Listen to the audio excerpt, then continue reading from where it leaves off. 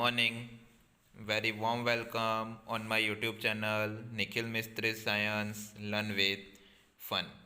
Friends, आज हम यहाँ पे डिस्कस करने वाले हैं 9th स्टैंडर्ड इंग्लिश मीडियम के अंदर साइंस एंड टेक्नोलॉजी में चैप्टर नंबर 13 कि जिसका टाइटल है why do we fall ill, जिसके पार्ट 3 के बारे में. तो आगे 2 पार्ट के अंदर हमने अपना तकरीबन 50% जितना चैप्टर कवर कर लिया था. ओके और वहाँ पे हमने क्रॉनिक और एक्यूट डिसीज़ के बारे में इंफॉर्मेशन ली थी. तो आज हम यहाँ पे इन्फेक्शंस डिसीज़ के बारे में इंफॉर्मेशन लेंगे. तो फर्स्ट ऑफ ऑल आपका टॉपिक है इन्फेक्शन एजेंट कौन कौन से हैं. तो आपने अपने आसपास लिविंग वर्ल्ड के अंदर अगर आपने क्लासीफाइड किया होगा तो बहुत सारे ग्रुप्स आपको देखने को मिलते हैं कि जो क्या है लिविंग वर्ल्ड की डाइवर्सिटी है. मतलब कि जो भी एनिमल्स है, बर्ड्स है, ह्यूमन बीइंग्स हैं, इंसेक्ट्स है, बहुत सारे ग्रुप्स आपको दिखाई देते हैं. तो ये जो क्लासिफिकेशन यहाँ पे होता है तो उसके जो भी कॉमन कैरेक्टरिस्टिक्स होते हैं ऑर्गेनिजम्स के, उसके बेस के ऊपर होता है. और वहाँ पे आपको ऑर्गेनिजम्स की बहुत सारी कैटेगरीज, बहुत सारी रेंज आपको दिखाई देती है. और ये जो ऑर्गेनिजम्स है उन सब के डिफरेंट डिसीज़ भी आपको वहाँ पे दिखाई देते हैं, क्योंकि जैसे जैसे ग्रुप चेंज होता है वैसे वैसे एनिमल के जो भी डिसीज़ होते हैं वो भी चेंज होते हैं.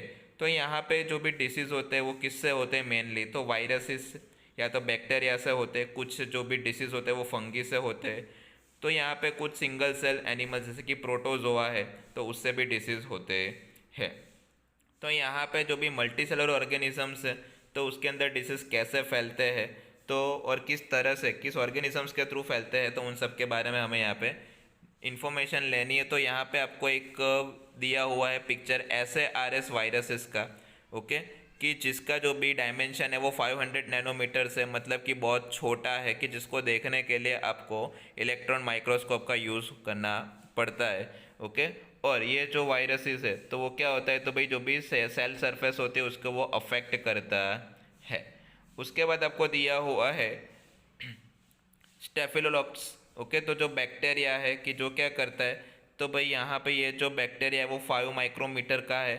ओके और जो क्या करता है तो भाई ऑर्गेनिजम्स के अंदर डिसीज़ क्रिएट करता है. उसके बाद आपको पिक्चर दिया हुआ है ट्राइपेनोसोमा जो प्रोटोजोआ है. ओके तो वो क्या है स्लीपिंग सिकनेस के लिए रिस्पॉन्सिबल है. ओके मतलब कि नींद नहीं आती इससे. तो ये जो क्या होता है जो भी रेड ब्लड सेल रहते हैं उसके वो अफेक्ट करता है. उसके बाद आपको यहाँ पे दिया हुआ है लेशमानिया जो प्रोटोजोआ है. ओके किसके लिए, काला अज़र नाम के डिसीज़ के लिए. ये काला अज़र नाम का डिसीज़ ये क्रिएट करता है. ओवल शेप उसका शेप होता है.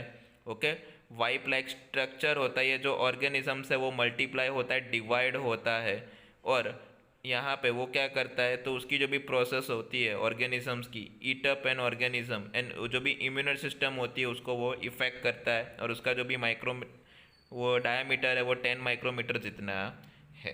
तो यहाँ पे लास्ट पिक्चर आपको दी हुई है वो किसका है, राउंड वॉर्म का है, जिसको आप क्या बोल सकते हो, ओनली फॉर वॉर्म्स भी बोल सकते हो, जिसमें जनरली आप ऐसा बोलते हो पेट में कीड़े पड़े हैं. ओके तो वो स्मॉल इंटेस्टाइन को अफेक्ट करता है. Ruler next show that the 4 centimetre to the give, मतलब कि 4 सेंटीमीटर जितना लंबा होता है. तो यहाँ पे जो कॉमन एग्जांपल्स दिए हुए डिसीज़ के जो मेनली किससे होते हैं, वायरसेस से. कौन कौन से, तो कॉमन कोल्ड है, इन्फ्लुएंजा है, डेंगू फीवर है, एड्स है, ये सब वायरसेस से होते हैं. फिर टाइफॉइड है, कॉलेरा है, ट्यूबरक्यूलोसिस है, एंथ्रेक्स है, ये सारे डिसीज़ बैक्टीरिया के थ्रू होते हैं. जो भी कॉमन स्किन इन्फेक्शंस होते हैं जिसको आप फंगल इन्फेक्शंस बोल सकते हो, रैशेस बोल सकते हो, वो फंगी से होते हैं. जो भी प्रोटोजोआ है तो प्रोटोजोआ क्या करता है, मलेरिया, काला अज़र ऐसा वो डिसीज़ क्रिएट करता है. तो all of have the also common across intestinal worm infection as well as disease like the elephantiasis. मतलब कि कुछ जो भी ऑर्गेनिजम्स वॉर्म्स होते हैं वो एलिफेंटासिस जैसे डिसीज क्रिएट करते हैं and cause by the different species of the worm. Why is it important that we think there are categories of the infectious agent. मतलब कि ये जो सारे एनिमल्स है उसको हम इन्फेक्शनियस एजेंट की कैटेगरी में क्यों रखते हैं. ओके तो सीधी बात है, ये जो एनिमल्स है, ये जो माइक्रो ऑर्गेनिजम्स है तो उसको वो क्या करते हैं, डिसीज़ क्रिएट करने में हेल्प करते हैं. ओके तो उसको हम मेनली 5 ग्रुप में डिवाइड करते हैं. वायरस, बैक्टीरिया है, प्रोटोजोआ है, फंगल है. ओके तो ये सब क्या करते हैं, तो भाई बायोलॉजिकल कैरेक्टरिस्टिक्स इन सब की क्या है, कॉमन है.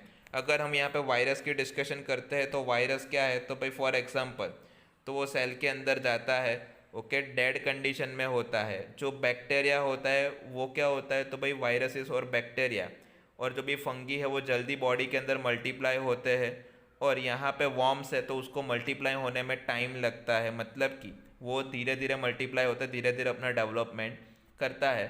टॉक्सोनोमिकली जितने भी बैक्टीरिया आपको यहाँ पे दिखाई दे रहे हैं, okay, is the virus then the virus is and vice versa, it means तो यहाँ पे वो क्या है, तो भाई उसमें से कुछ लाइफ के लिए क्या है इम्पोर्टेंट है, तो कुछ क्या है हार्मफुल है, मतलब कि कुछ जहरीली इफेक्ट देते हैं, तो कुछ क्या है हमारी बॉडी के लिए रिक्वायर्ड भी है।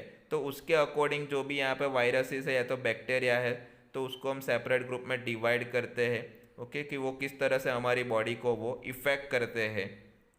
और बट हम जो दवाइयाँ लेते हैं तो वो दवाइयाँ मेनली किसकी बनी होती है, बैक्टीरिया की बनी हुई होती है, ओके। माइक्रोबीज का यूज़ करके यहाँ पे आपकी मेडिसिन बनाई जाती है, और माइक्रोबीज का यूज़ करके जो भी दवाइयाँ या तो मेडिसिन बनती है उसको आप एंटीबायोटिक्स बोल सकते हो। जैसे कि कॉमनली ब्लॉक बायोकेमिकल पाथवे, मतलब कि बैक्टीरिया से बनी जो दवाई होती है वो क्या करती है, तो बैक्टीरिया का ही पाथवे उसको वो ब्लॉक करती है। मैनी जो भी बैक्टीरिया होते हैं जैसे कि सेल वॉल को वो क्या करते हैं, सेल वॉल से प्रोटेक्ट होते हैं। तो जो भी पेनिसिलिन नाम की एंटी बैक्टीरियल है, एंटीबायोटिक्स है, तो वो क्या करती है उसकी सेल वॉल को वो ब्रेक कर देती है, और जो भी सेल का ग्रोथ है, बैक्टीरिया का ग्रोथ है, उसको वो कम करती है। जिससे क्या होता है ईजीली आपकी बॉडी में जो भी फीवर है या तो जो भी डिसीज़ है वो धीरे धीरे अपने आप कम हो जाता है। मतलब कि जैसे सांप के जहर को सांप का जहर ही कम कर सकता है, उसी तरह से जो भी बैक्टीरिया है वही बैक्टीरिया की इफेक्ट को ख़त्म करता है। तो यहाँ पे जो भी एंटीबायोटिक्स है वो क्या होती है, तो भाई जो भी स्पेशलाइज बैक्टीरिया के स्पीसीज है उसके सामने वो वर्क करती है। लेकिन यहाँ पे वायरसेस की बात करें तो जो भी वायरसेस है वो क्या है, लिविंग और नॉन लिविंग को कंबाइन करने वाली एक चेन है, ओके। और जो भी एंटीबायोटिक्स है वो जनरली वायरल इन्फेक्शन के ऊपर इफ़ेक्ट देती नहीं है। जैसे कि कॉमन कोल्ड है, ओके, तो जब हमें सर्दी होती है, खांसी होती है, तो वहाँ पे एंटीबायोटिक्स वर्क नहीं करते, ओके। लेकिन फिर भी डॉक्टर हमें क्या करते हैं, तो दवाइयाँ देते हैं। तो वो क्या करती है, एंटीबायोटिक होती है, बैक्टीरिया की होती है, कि जो क्या करते हैं वायरसेस के साथ जो भी बैक्टीरिया होते हैं उसकी इफ़ेक्ट को वो कम करते हैं।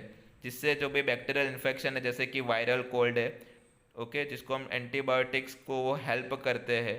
लेकिन लिटरली अभी तक फीवर मतलब कि सर्दी के लिए, कोल्ड के लिए कोई भी दवाई मार्केट में अवेलेबल नहीं है, ओके। जो बैक्टीरियल पार्ट होता है उसका इन्फेक्शन कम हो जाता है, अल्टीमेटली जो भी वायरल इन्फेक्शन होता है वो धीरे धीरे कम होता है। तो आपको एक्टिविटी के फॉर्म में दिया हुआ है, find out the how many of your class had the cold cough and fever, मतलब कि आपके क्लास में कितने स्टूडेंट है जिसमें से कितने को फीवर है, कफ है, ओके, कितने को इलनेस थी लास्ट टाइम और कितने दिन तक रही थी, उसने कौन सी एंटीबायोटिक्स ली थी, ओके। तो वो सब की इन्फॉर्मेशन आपको कलेक्ट करनी है, ओके। वो एंटीबायोटिक्स कितनी थी, हाउ लॉन्ग वेयर द, मतलब कि कितने टाइम तक ली थी, और दो ग्रुप को आपको डिवाइड करना है और ये एक्टिविटी आपको परफॉर्म करनी है। मीन्स ऑफ स्प्रेड, तो जो भी इन्फेक्शनियस डिसीज होते हैं वो स्प्रेड कैसे होते हैं, तो बहुत सारे माइक्रोबायल एजेंट्स होते हैं कि जो कॉमनली क्या होते हैं, तो एक हेल्थी पर्सन से एक इन्फेक्टेड पर्सन से हेल्थी पर्सन की ओर जाते हैं और उसको वो क्या करते हैं, तो भाई डिसीज़ फैलाते हैं उसके अंदर। तो जिसको आप क्या बोल सकते हो, कम्युनिकेटेड डिसीज़ आप बोल सकते हो। जैसे कि अभी कोरोना चल रहा है तो एक कोरोना वाले पर्सन से हेल्थी पर्सन को वो अफेक्ट करता है, ओके, जिसको आप कम्युनिकेबल डिसीज़ बोल सकते हो। तो ऐसे जो भी डिसीज़ है वो मेनली माइक्रोबीज से होते हैं, उससे वो स्प्रेड होते हैं एयर के थ्रू, वाटर के थ्रू, ओके, फिर या तो टच के थ्रू, या तो जो भी जब वो छींक खाते हैं, ओके, जब उसको स्नीजिंग होती है तो उसके जो भी ड्रॉपलेट्स होते हैं वो क्या होते हैं, एयर के अंदर रह जाते हैं, और एयर के थ्रू, ट्रांसपोर्टेशन के थ्रू वो क्या होता है, तो भाई कोई भी बंदा अगर रेस्पिरेशन करता है तो उसमें वो चला जाता है, ओके, जिससे वो क्या होता है, तो भाई उसको इन्फेक्शन स्टार्ट होता है। तो यहाँ पे जो भी एयर है तो वो सबसे एक बड़ा मीडियम है किसके लिए, तो जो भी वायरसेस है उसको ट्रांसफ़र करने के लिए। कॉमन कोल्ड है, न्यूमोनिया है, ट्यूबरक्यूलोसिस है, तो ये सब बैक्टीरिया से होते हैं। और आपको ये सब पता है कि अगर हम कोई बंदा जिसको कोल्ड है या तो कैचिंग स्नीजिंग है, उसको बुखार है, अगर उसके पास में हम रहते हैं, ओके, तो क्या होता है, तो भाई अगर उसकी बॉडी में से ऐसे वायरसेस निकलते हैं और हमारी बॉडी में आते हैं तो वो हमको भी इफ़ेक्ट करते हैं। अगर आप क्राउडेड मतलब कि किसी बहुत सारे लोग एक साथ खड़े वहाँ पे आप जाते हो तो वहाँ पे एयरबोर्न होता है, एयरबोर्न डिसीज़ के चांसेस ज़्यादा है क्योंकि वायरसेस सबसे ज़्यादा वहीं पे स्प्रेड होते हैं। तो यहाँ पे अगर हम डिस्कशन करें तो वाटर के थ्रू भी जो भी वायरसेस है, बैक्टीरिया है, वो फैलते हैं। अगर आप गंदा पानी पीते हो, ओके, तो आपको यहाँ पे कॉलेरा का इन्फेक्शन के चांसेस ज़्यादा है। अगर अच्छे पानी के अंदर कोई हार्मफुल सब्सटेंस मिल जाता है तो वो क्या करता है, डिसीज़ फैलाता है, हेल्थी पर्सन को वो इफ़ेक्ट करता है, उसकी बॉडी में डिसीज़ क्रिएट करता है। मतलब कि जो भी पानी है तो वो पानी से भी डिसीज़ फैल सकते हैं। मतलब कि हमको क्या करना है कि जो भी पानी है उसको, पीने का पानी, उसको प्योर रखना है। फिर कुछ सेक्सुअल्स डिसीज़ होते हैं जैसे फिजिकल कॉन्टेक्ट से होते हैं। तो यहाँ पे एक तो है एड्स है, जिसको आप क्या बोल सकते हो, acquired immuno deficiency syndrome, okay, HIV AIDS जिसको आप बोल सकते हो। और दूसरा है सिफिलिस की जो फिजिकल कॉन्टेक्ट से होते हैं, सेक्सुअल कॉन्टेक्ट से होते हैं, ओके, और सेक्सुअली ट्रांसमिटेड डिसीज़ है। तो यहाँ पे ये जो फिजिकल कॉन्टेक्ट के अकॉर्डिंग, जैसे कि आप हैंडशेक करते हो, हग्स करते हो, या तो स्पोर्ट्स में, या तो like wrestling by any of the other in which the touch each other, मतलब कि एक दूसरे को आप टच करते हो तब भी डिसीज फैलता है। लेकिन एक HIV ऐसा है कि जो वायरस इससे फैलता है, वो टच से कभी भी फैलता नहीं है, स्प्रेड होता नहीं है, लेकिन वो ब्लड टू ब्लड कॉन्टेक्ट से भी फैलता है। मतलब कि HIV वाला बंदा अगर किसी को ब्लड देता है तो वो दूसरे बंदा अगर वो ऐसा ब्लड लेता है तो उसके अंदर भी वो स्प्रेड हो जाता है। फिर फिजिकल कॉन्टेक्ट से ये स्प्रेड होता है HIV एड्स। और जो भी प्रेगनेंसी होती है उस टाइम में अगर मदर के थ्रू उसके बेबी को भी ब्रेस्ट फीडिंग के टाइम ये स्प्रेड होता है। तो यहाँ पे आपको एनवायरनमेंट के अंदर बहुत सारे पार्ट दिए हुए हैं, ओके, जिससे डिसीज फैल सकते हैं। एक तो डायरेक्ट कॉन्टेक्ट है, दूसरा फिजिकल कॉन्टेक्ट है, तीसरा आप देख सकते हो बाय एयर के थ्रू जो वाटर ड्रॉपलेट हमने बोला था वो। फिर इनडायरेक्ट मतलब कि किसी एक बंदे की चीज़ को विथआउट क्लीन किया अगर उसको आप यूज़ करते हो तब फूड्स के थ्रू फैल सकता है। मॉस्किटो और जो भी इंसेक्ट होते हैं, एनिमल्स होते हैं, उसके थ्रू भी यहाँ पे वायरसेस या तो बैक्टीरिया ट्रांसमिट होते हैं।